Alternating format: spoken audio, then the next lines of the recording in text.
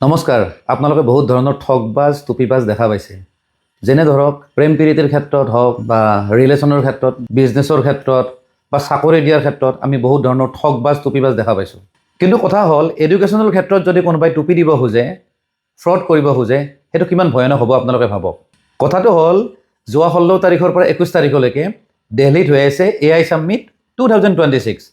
আৰু এই এক্সিবিশ্যনখনত ক'ব গ'লে গোটেই পৃথিৱীৰ মিনিষ্ট্ৰী লেভেলৰ লিডাৰবিলাক আহিছে কিন্তু অত্যন্ত লাজৰ কথা উত্তৰ প্ৰদেশৰ এখন ইউনিভাৰ্চিটি যাৰ নাম হ'ল গলগটিয়া ইউনিভাৰ্চিটি তেওঁলোকে কি কৰিছে কেইটামান প্ৰডাক্ট তাত শ্ব' কৰিছে আৰু তেওঁলোকে কৈছে যে সেইটো তেওঁলোকে আৱিষ্কাৰ কৰিছে যেনে ধৰক এই ৰবটিক ডগটো চাওক আৰু এই গোল আকাৰৰ ড্ৰোনখন চাওক তেওঁলোকে কৈছে যে এইকেইটা আৱিষ্কাৰ হেনো তেওঁলোকৰ নিজৰ আৰু কৈছে যে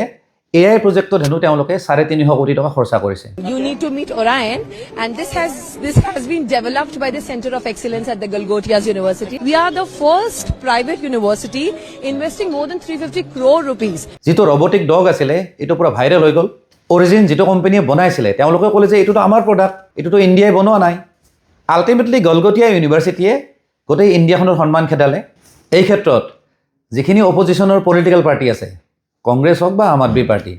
তেওঁলোকে বিজেপিক বা চৰকাৰক পুৰা সমালোচনা কৰিছে মই এটা কথা ভাবোঁ দেই যিহেতু ইমান ডাঙৰ এক্সিবিশ্যন পাতিছে বাহিৰৰ পৰা ডাঙৰ মিনিষ্ট্ৰী লেভেলৰ মানুহ আহিছে গতিকে আমাৰ ইণ্ডিয়াৰ IT ছেক্টৰত যিখিনি মিনিষ্টাৰ আছে তেওঁলোকে